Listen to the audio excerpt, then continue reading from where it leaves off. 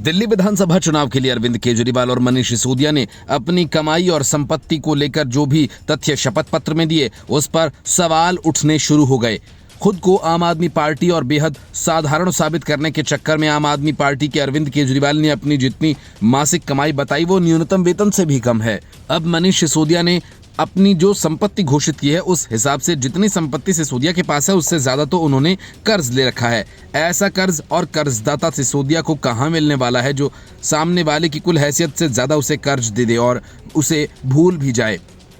बड़ी बात यह कि सिसोदिया ने यह कर्ज किसी बैंक से नहीं बल्कि एक निजी व्यक्ति से लिया हुआ है। यही वजह है कि बीजेपी ने सिसोदिया द्वारा लिए गए कर्ज की जांच की मांग कर डाली।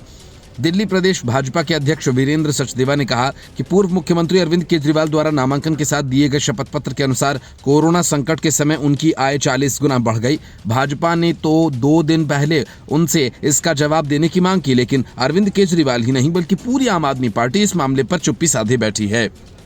अब पूर्व उप मुख्यमंत्री और आप नेता मनीष सिसोदिया द्वारा नामांकन के समय दी गई जानकारी पर भी प्रश्न खड़े होते हैं।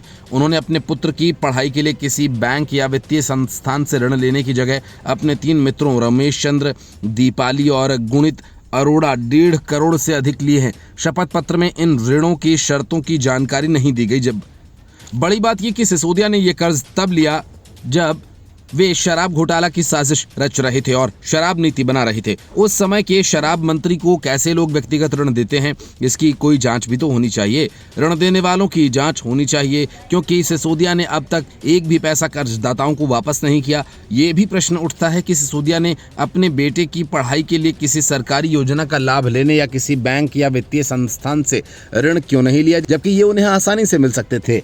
उस समय सिसोदिया संवैधानिक पद पर बैठे थे, इसलिए उन्हें ऋण के बारे में जानकारी देनी होगी। सांसद बांसुरी स्वराज ने कहा कि सार्वजनिक जीवन में होने के बाद किसी के लिए कुछ भी व्यक्तिगत नहीं रह जाता। संवैधानिक पद पर बैठे व्यक्ति की जनता के प्रति जवाबदेही बनती है। सिसोदिया को बताना चाहिए 1.5 करोड़ से अधिक ऋण लेने वालों से उनके क्या संबंध हैं। जब शराब नीति बना रहे थे उसी समय पैसे लिए गए, क्या ये ऋण है या रिश्वत? बड़ी बात यह कि अरविंद केजरीवाल की तरह मनीष सिसोदिया ने भी बीजेपी के इन सवालों का अब तक कोई जवाब नहीं दिया। बांसुरी स्वराज ने कहा कि प्रधानमंत्री नरेंद्र मोदी ने 8वें वेतन आयोग के गठन की घोषणा की, जिससे देश के 48.6 लाख केंद्रीय कर्मचारियों को लाभ होगा।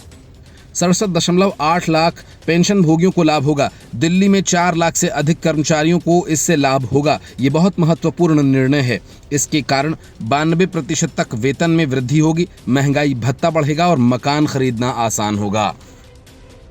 Bureau report, news of India.